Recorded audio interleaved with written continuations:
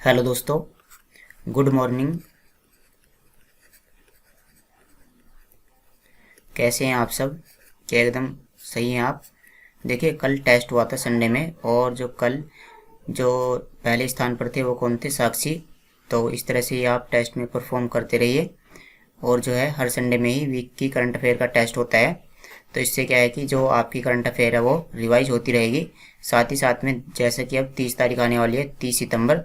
तो 30 सितंबर को जून की करंट अफेयर का टेस्ट होने वाला है, जून मंथ की करंट अफेयर का।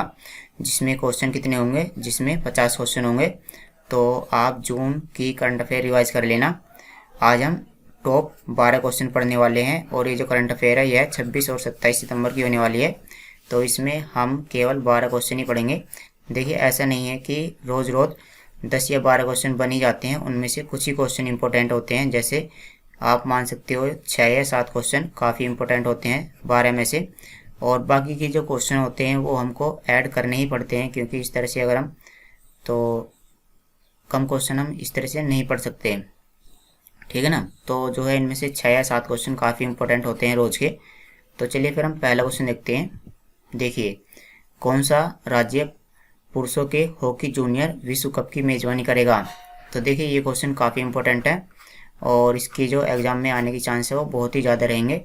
तो यहाँ पर क्वेश्चन क्या है कि पुरुषों के हॉकी जूनियर विश्व कप, क्योंकि यहाँ पर विश्व कप लिखा है तो इसी वजह से ये क्वेश्चन इंपॉर्टेंट हो जाता है। और आप यहाँ पर देख सकते हैं, ये हैं उड़ीसा के मुख्यमंत्री नवीन पटनायक, और इन्होंने घोषणा की है कि उड़ीसा में जो है हॉकी जूनियर विश्व कप का आयोजन किया जाएगा।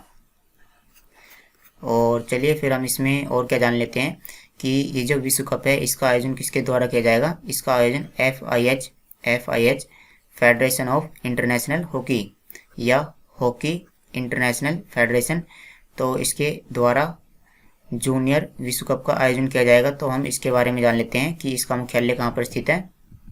तो देखिए, अंतर्राष्ट्रीय हॉकी महासंघ या इंटरनेशनल हॉकी फेडरेशन, इसकी स्थापना 1924 में हुई थी, और इसका मुख्यालय लुसाने स्विट्जरलैंड में स्थित है। और वर्तमान में इसके अध्यक्ष कौन है? नरेंद्र बत्रा। चलिए ओडिशा के बारे में जान लेते हैं। आप यहाँ पर देख सकते हैं, ये है ओडिशा, और इसकी स्थापना 1 अप्रैल 1936 में हुई थी। इसकी राजधानी है भुवनेश्वर, और यहाँ के मुख्यमंत्री कौन है? नवीन पटनायक, और यहाँ के राज्यपाल हैं गणेशी लाल। यहाँ पर 2 राष्ट्रीय उद्यान है, सिमलीपाल और भीतरकनिका। देखिए, जो छत्तीसगढ़ के राष्ट्रीय उद्यान है, छत्तीसगढ़ का जो नेशनल पार्क है उसका नाम क्या है? बेतला। और जो बिहार है इसका राष्ट्रीय उद्यान है, उसका नाम क्या है? इसका नाम है वाल्मीकि। केवल यहाँ पर एक ही राष्ट्रीय उद्यान है, वाल्मीकि। उत्तर प्रदेश में क्या है? दुधवा। हरियाणा में है कालेसर और सुल्तानपुर। यहाँ पर 2 राष्ट्रीय उद्यान है। यूपी में केवल एक है, बिहार में एक है, और यहाँ पर जो झारखंड है इसमें भी केवल एक है। उड़ीसा में कितने हैं? 2, और पंजाब में एक भी नहीं है। तो चलिए फिर हम आगे देखते हैं। यहाँ पर देखिए, ग्लोबल गोलकीपर अवार्ड 2021 किसने जीता है? Global goalkeeper award 2021। तो ये जो अवार्ड है यह मलाम्बो फुम जिले मलाम्बो एंगकुका, तो यह इनको दिया गया है ग्लोबल गोलकीपर अवार्ड। और देखिए, इसमें ये क्वेश्चन भी बनता है कि ये जो अवार्ड होता है यह किसके द्वारा दिया जाता है? तो यह अवार्ड दिया जाता है bill and Melinda Gates foundation के द्वारा। Bill and Melinda Gates foundation के द्वारा यह अवार्ड दिया जाता है। और ये जो है फुमजिले मलाम्बो, ये किस देश की रहने वाली है? ये क्वेश्चन भी बन सकता है। तो आप यहाँ पर देखिए, ये दक्षिण अफ्रीका देश की रहने वाली हैं। और इन्होंने ऐसा क्या किया है? इन्होंने ऐसा क्या किया है कि जिसकी वजह से इनको यह पुरस्कार प्रदान किया गया है? तो इन्होंने लैंगिक समानता के लिए काफ़ी कार्य किया है। चलिए हम इस संस्था के बारे में जान लेते हैं। Bill and Melinda Gates foundation के बारे में आप यहाँ पर देख सकते हैं, ये हैं बिल गेट्स जो माइक्रोसॉफ्ट के संस्थापक हैं। और आप यहाँ पर देख सकते हैं इन्हीं के राइट में ये हैं बिल गेट्स की वाइफ मेलिंडा गेट्स। तो इन्होंने ही इस संस्था की स्थापना की है। इसकी स्थापना 2000 में की गई थी, और जो माइक्रोसॉफ्ट है उसकी स्थापना 1975 में हुई थी। जो इसका मुख्यालय है वो कहाँ पर स्थित है? सिएटल, वाशिंगटन DC, अमेरिका के अंदर। और इसके CEO कौन है? मार्क सुजमेन। 2021 का चेंज मेकर अवार्ड किसने जीता है? चेंज मेकर अवार्ड, तो ये जो अवार्ड है यह भी किसके द्वारा दिया जाता है? यह भी bill and Melinda Gates foundation के द्वारा दिया जाता है। और यह अवार्ड किसको दिया गया है? आप यहाँ पर देखिए, इनका नाम है जेनिफर कोलपस, जेनिफर कोलपस।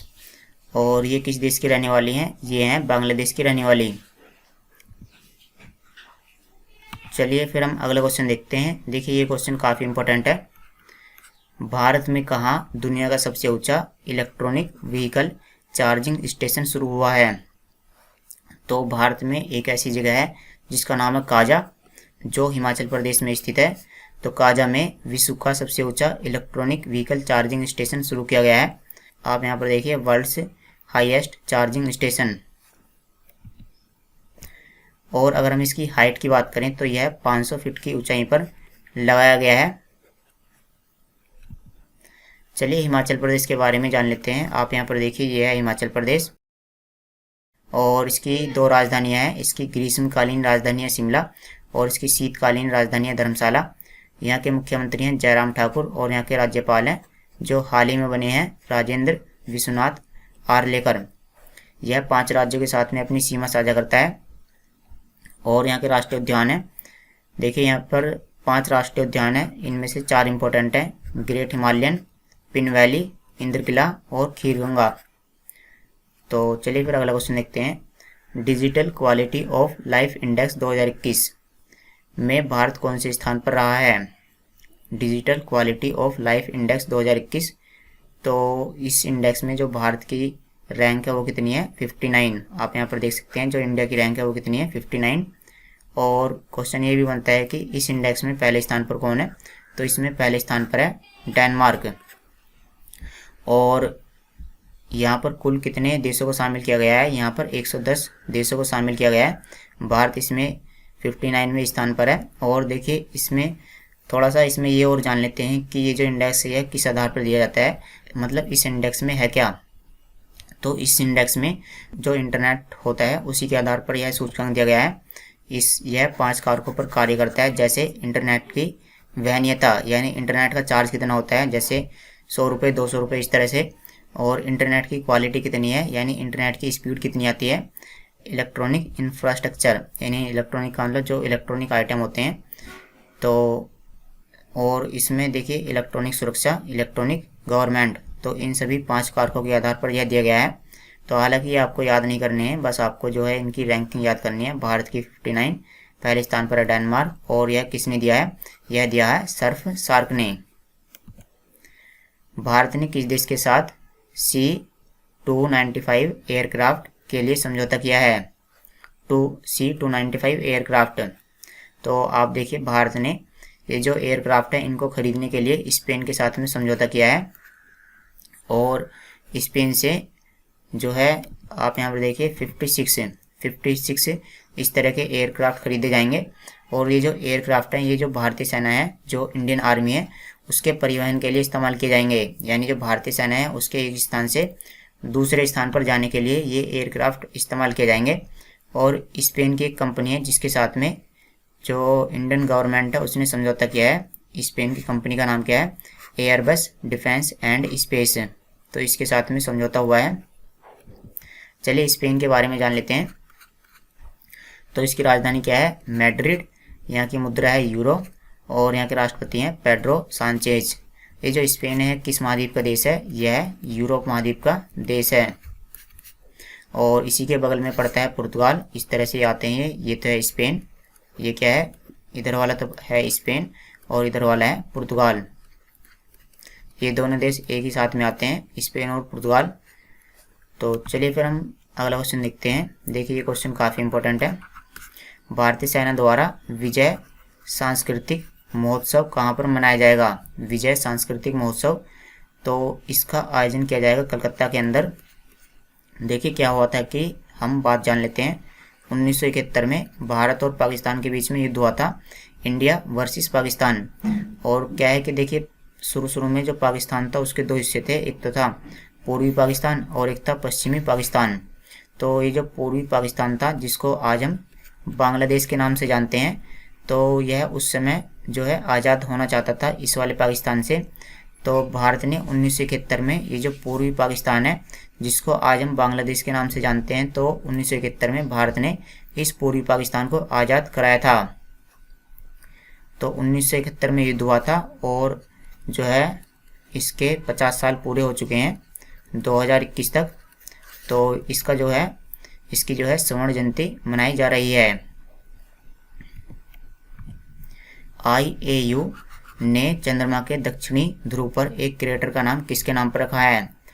तो IAU यानी इंटरनेशनल एस्ट्रोनॉमिकल यूनियन या अंतर्राष्ट्रीय खगोल संघ, तो इसके द्वारा जो है चंद्रमा के दक्षिणी ध्रुव पर एक क्रेटर है। क्रेटर का मतलब क्या है? देखिए यह है चंद्रमा और दक्षिणी ध्रुव का मतलब ये जो इसका ये वाला जो ध्रुव है और इसके एक ध्रुव पर एक क्रेटर है। क्रेटर का मतलब क्या है? क्रेटर का मतलब एक तरह से जो गड्ढे होते हैं, तो उस गड्ढे का नाम किसके नाम पर रखा गया है? तो इनका नाम है मैथ्यू हैंसन। और ये जो क्रेटर है, क्रेटर का नाम अब क्या रख दिया गया है? Matthew Henson crater. तो आपको केवल ये जो फैक्ट है ये आपको याद करना है। चलिए अगला, इसमें हम इंटरनेशनल एस्ट्रोनॉमिकल यूनियन इसके बारे में जान लेते हैं। तो इसकी स्थापना 1919 में हुई थी और इसका मुख्यालय पेरिस की राजधानी, फ्रांस की राजधानी पेरिस में स्थित है। और वर्तमान में इसके अध्यक्ष कौन है? इविन वेन डिसोएक। नागरिक उड्डयन मंत्रालय के नए सचिव कौन बने हैं? तो इनका नाम है राजीव बंसल। किस राज्य के पूर्व राज्यपाल और दिल्ली पुलिस आयुक्त का हाल ही में निधन हो गया है? तो ये दिल्ली पुलिस में कमिश्नर रह चुके हैं, आयुक्त का मतलब कमिश्नर। और ये किस राज्य के पूर्व राज्यपाल हैं? तो ये जो है अरुणाचल प्रदेश के पूर्व राज्यपाल हैं। और इनका जो है नाम क्या है? देखिए क्वेश्चन थोड़ा सा गलत हो चुका है। इनका नाम है युद्धवीर सिंह डडवाल। युद्धवीर सिंह डडवाल जो कि अरुणाचल प्रदेश के पूर्व राज्यपाल हैं और दिल्ली पुलिस के कमिश्नर हैं। इनका हाल ही में निधन हो गया है। और साथ ही साथ में इन्होंने SSB यानी सशस्त्र सीमा बल में भी अपनी सेवा दी है। तो क्वेश्चन ये इसी तरह से आएगा कि हाल ही में अरुणाचल प्रदेश के पूर्व राज्यपाल और दिल्ली पुलिस के कमिश्नर का निधन हो गया है, उनका नाम क्या है? तो उनका नाम क्या है? युद्धवीर सिंह डडवाल। 400 डेज पुस्तक को किसने लिखा है? तो ये जो पुस्तक है यह चेतन भगत की पुस्तक है, चेतन भगत। तो केवल आपको इनका नाम याद करना है, बाकी आपको थोड़ा बहुत आप यहाँ पर पढ़ सकते हैं। देखिए लास्ट क्वेश्चन देखते हैं। विश्व गुलाब दिवस 2021 कब मनाया गया है? तो ये जो विश्व रोज डे है ये क्यों मनाया जाता है? यह इसलिए मनाया जाता है क्योंकि यह दिवस कैंसर से लड़ने वाले लोगों को जीने की प्रेरणा देता है। और यह कब मनाया जाता है? यह दिवस मनाया जाता है 22 सितंबर को। तो जो लोग कैंसर से पीड़ित हैं उनको आप जो है रोज़ दे सकते हो। तो इसी के लिए ही जो है विश्व गुलाब दिवस मनाया जाता है 22 सितंबर को। और इसकी थीम भी रखी गई है। इसकी थीम क्या है? Keep the give alive. Keep the give alive इसकी थीम है। तो चलिए दोस्तों आज की वीडियो में इतना ही। Thanks for watching the video. कल मिलते हैं आपसे।